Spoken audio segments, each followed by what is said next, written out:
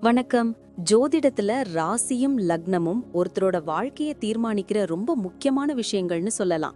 ஒரு ஜாதகத்துல லக்னம்ங்கிறது நம்மளோட உயிரையும், ராசிங்கிறது உடலையும் குறிக்கும். ஆமாங்க, நம்ம பிறக்கிறப்ப கிழக்கு திசையில எந்த ராசி தெரியுதோ அதுதான் நம்மளோட லக்னம். இது 2 மணி நேரத்துக்கு ஒரு தடவை மாறும். அதனால ஒரு நாளைக்கு 12 லக்னங்கள் மாறி மாறி வரும். அதனால தான் லக்னம் ரொம்ப துல்லியமான தகவல்களை கொடுக்குன்னு சொல்றாங்க. சரியா சொன்னீங்க. லக்னம் ஒருத்தரோட குணாதிசயங்கள், உடல் அமைப்பு, மனசு எப்படி இருக்கும், அவரோட செயல்பாடுகள், ஆயுசு, எதிர்காலம்னு எல்லாத்தையும் சொல்லும். ராசிங்கிறது நம்ம பிறக்கிறப்ப சந்திரன் எந்த ராசியில இருக்காரோ அதுதான் நம்ம ராசி. சந்திரன் ஒரு ராசியில 2.25 நாள் இருப்பாரு. அதனால ஒரே ராசியில நிறைய பேர் பிறந்திருக்கலாம். சந்திரன் மனசுக்கு அதிபதின்னு சொல்றதால ராசி நம்மளோட மனநிலை, எண்ணங்கள், உணர்வுகளை பத்தி சொல்லும். தினமும் பார்க்குற ராசி பலன் கூட இந்த சந்திர ராசியை வச்சு தான் சொல்லுவாங்க. ஜோதிட ரீதியா பார்த்தா லக்னம் தான் ஒருத்தரோட முழு வாழ்க்கையும் தீர்மானிக்கிற முக்கிய காரணி. ஆமாங்க, நம்மளோட ஆளுமை, சிந்தனை, செய்யற வேலைகள், அதிர்ஷ்டம்னு எல்லாத்துலயும் லக்னம் தான் முக்கிய பங்கு வகிக்கும். ராசி அதுக்கு துணையா செயல்படும். ஒருத்தருக்கு லக்னமும் ராசியும் ரெண்டும் நல்லா இருந்தா அவரோட வாழ்க்கை நல்ல முன்னேற்றமா இருக்கும். மேலும் லக்னம் மற்றும் ராசிக்கு அதிபதியான கிரகங்கள் ஜாதகத்துல எப்படி இருக்குங்கிறதையும் பார்க்கணும். ஒரு கிரகம் லக்னப்படி கெடுதல் பண்ற மாதிரி இருந்தாலும் ராசிப்படி அதே கிரகம் நல்ல பலன்களை கொடுத்தா அந்த கெடுதல் குறைஞ்சி நல்லதாவே மாற வாய்ப்பு இருக்கு. அதனாலதான் ஒரு ஜாதகத்தோட பலனை முழுமையாவும் துல்லியமாவும் தெரிஞ்சுக்க லக்னம் மற்றும் ராசி ரெண்டையும் சேர்த்து பார்க்கணும். இப்போ நாம ஒவ்வொரு ராசி மற்றும் லக்னக்காரர்களோட தனித்தன்மைகள், அவங்க வாழ்க்கையில நடக்கிற முக்கியமான விஷயங்களை பத்தி விரிவா பார்க்க போறோம். இந்த பதிவை முழுசா பார்க்கறதுக்கு முன்னாடி நீங்க இன்னும் நம்ம சேனலை சப்ஸ்கிரைப் பண்ணலன்னா இப்பவே சப்ஸ்கிரைப் பண்ணிக்கோங்க. பக்கத்துல இருக்கிற பெல் பட்டனையும் கிளிக் பண்ணி வைங்க. அப்போதான் நம்ம போடுற ஒவ்வொரு புது பதிவும் உங்களுக்கு உடனே தெரியும். சரி வாங்க, இனி வீடியோக்குள்ள போகலாம். மச்சான், நேத்து உன்னோட ஜாதகத்தை சும்மா எடுத்து பார்த்தேன். துலாம் லக்னம், கன்னி ராசி. செம்ம இன்ட்ரெஸ்டிங்கான காம்பினேஷன்டா இது. அப்படியா? ஏன்டா அப்படி சொல்ற? ஏதாவது பிரச்சனையா என்ன? அதெல்லாம் இல்லப்பா, இது ஒரு தனித்துவமான அமைப்பு. லக்னாதிபதி சுக்கிரன் அழகுக்கும் ஆடம்பரத்துக்கும் சொந்தக்காரர். ராசி அதிபதி புதன் அறிவுக்கும் நுண்ணறிவுக்கும் உரியவர். அதான் நீ பார்க்கவும் லட்சணமா இருக்க, அதே சமயம் மூளையும் கம்ப்யூட்டர் மாதிரி வேலை செய்யுது. பியூட்டி வித் பிரெயின்ஸ்னு சொல்வாங்களே, அது நீதான்.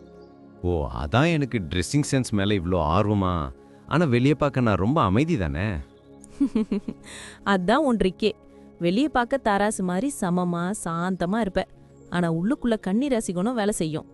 எதையும் துருவி துருவி ஆராய்ஞ்சிட்டே இருப்ப. உன் மூளைக்குள்ள எப்பவும் ஒரு கால்குலேட்டர் ஓடிக்கிட்டே இருக்கும். ஒருத்தரை பார்த்த உடனே அவங்க எப்பேற்பட்ட ஆளு, அவங்க கிட்ட எப்படி பேசணும்னு ஸ்கேன் பண்ணிடுவ. கரெக்டாக சொன்னடா. ஆனால் சில நேரம் ரொம்ப யோசிச்சு முடிவே எடுக்க முடியாம திணறேன். அதுதான் உன்னோட பெரிய பலவீனம், ஓவர் அனாலிசிஸ். சின்ன விஷயத்துக்கு கூட மண்டைய போட்டு குழப்பிப்ப. சரி, குடும்ப விஷயம்னு பார்த்தா நீ பாசக்காரன்தான். ஆனா உன் ராசி லக்னத்துக்கு 12ல மறையறதால குடும்பத்துக்காக நீ நிறைய செலவு பண்ணுவ, நிறைய தியாகம் பண்ணுவ. ஆனா நீ என்னத்த செஞ்சேன்னு தான் கேட்பாங்க. சத்தியமான வார்த்தைடா இது. வீட்ல நான் எவ்வளோ செஞ்சாலும் பேர் கிடைக்காது. அதுவும் இல்லாம வீட்ல பொருட்கள்லாம் அந்தந்த இடத்துல இருக்கணும்னு நான் கொஞ்சம் ஸ்ட்ரிக்ட்டு. கொஞ்சம்ல, நிறையவே ஸ்ட்ரிக்ட்டு. உன் சுத்தம் ஒழுங்கு எல்லாம் மற்றவங்களுக்கு டார்ச்சரா தெரியும். அப்புறம் உன் மனைவி கணவர் விஷயம். 7ஆம் இடம் மேஷம்ங்கிறதால அவங்க கொஞ்சம் பிடிவாதமா கோபப்படுறவங்களா இருப்பாங்க. நீ தான் கொஞ்சம் அட்ஜஸ்ட் பண்ணி போகணும். சின்ன விஷயத்தெல்லாம் விவாதம் பண்ணாம விட்டு கொடுத்து போறது நல்லது. சரிதான். சரி, தொழில் பற்றி என்ன சொல்ற? பிசினஸ்ல நீ ஒரு கிங். ஜவுளி கடை, ஃபேன்சி ஸ்டோர், ஹோட்டல், டிராவல்ஸ் இதெல்லாம் உனக்கு சூப்பரா வரும். ஏன்னா வாடிக்கையாளர்களுக்கு வரும் பேச்சாற்றல் உனக்கு உண்டு. ஆனா பார்ட்னர்ஷிப் மட்டும் வேணாம். நீ மற்றவங்களை ஈஸியா நம்பிடுவ, இல்லனா அவங்க தப்ப சுட்டி காட்டி பகச்சுப்ப. நான் வேலைக்கு போகிற ஐடியாவில் இருக்கேனே. தாராளமா போலாம். வக்கீல், ஜட்ஜு, ஹெச்ஆர், அக்கௌண்டன்ட் வேலைலாம் உனக்கு செட் ஆகும். எந்த பிரச்சனையா இருந்தாலும் சுமூகமா பேசி தீர்த்து வைப்ப. ஆனா ஆஃபீஸ்ல மத்தவங்க செய்யற வேலையில தப்பு கண்டுபிடிக்கிறத மட்டும் குறைச்சிக்கோ. அப்புறம் சூழல் சுத்தமா இல்லைன்னா உனக்கு வேலையே ஓடாது. ஆமாடா, இடம் சுத்தமாக இருந்தால் தான் எனக்கு வைப்ரேஷனே வரும். சரி, பொருளாதார நிலைமை எப்படி இருக்கும்? அது கொஞ்சம் விசித்திரமான கேஸு.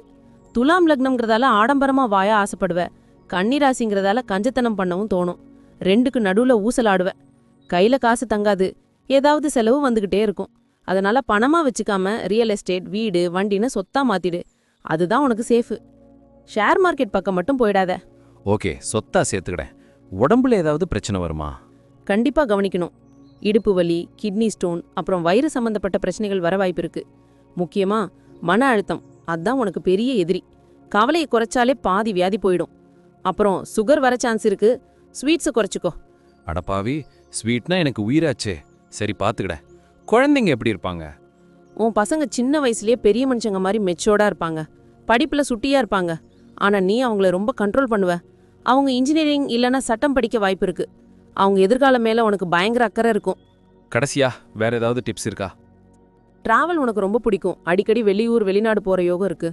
பழைய வண்டி வச்சுக்காத, புதுசு தான் உனக்கு ராசி. முக்கியமா வெள்ளிக்கிழமை மகாலட்சுமியையும் புதன்கிழமை விஷ்ணுவையும் கும்பிடு. உன் புத்திசாலித்தனத்தையும் ராஜதந்திரத்தையும் சரியான வழியில யூஸ் பண்ணா நீ தொடாத உயரமே இல்ல மச்சான். ஓவரா யோசிக்கிறத மட்டும் விட்டுடு. நீ தான் ராஜா. சூப்பர் மச்சான், இவ்ளோ தெளிவா சொன்னதுக்கு தேங்க்ஸ். இனிமே இந்த ஓவர் திங்கிங்கை விட்டுட்டு வேலையில மட்டும் கவனத்தை செலுத்துறேன். வா காஃபி குடிக்கலாம். நன்றி. நான் இப்போ சொன்ன விஷயங்கள் எல்லாம் பொதுவான பலன்கள் மட்டும்தான். உங்களுடைய சுய ஜாதகத்தை பொறுத்து சில விஷயங்கள் மாறுபட வாய்ப்பிருக்கு. ஆனாலும் நான் சொன்ன பெரும்பாலான விஷயங்கள் உங்க வாழ்க்கையில நடக்கும்னு நம்புறேன். இந்த வீடியோ உங்களுக்கு பிடிச்சிருந்துச்சுன்னா நான் அடுத்து பாகம் 2 எடுக்க தயாரா இருக்கேன். பாகம் 2 வேணும்னா பாகம் 2ன்னு டைப் பண்ணுங்க. நிறைய நண்பர்கள் பாகம் 2 கேட்டா சீக்கிரமே பாகம் 2 வீடியோவை பதிவு செய்றேன். இந்த வீடியோ உங்களுக்கு பிடிச்சிருந்தா லைக் பண்ணுங்க, ஷேர் பண்ணுங்க, நம்ம சேனலை சப்ஸ்கிரைப் பண்ணுங்க, பக்கத்துல இருக்கிற ஆல் பட்டனை கிளிக் பண்ணி வச்சுக்கோங்க. அப்போதான் நாங்க போடுற வீடியோக்கள் உங்களுக்கு உடனுக்குடன் நோட்டிஃபிகேஷனா வரும். உங்களுடைய எதிர்கால வெற்றிக்கு என்னுடைய வாழ்த்துக்கள். நன்றி. வாழ்க வளமுடன்.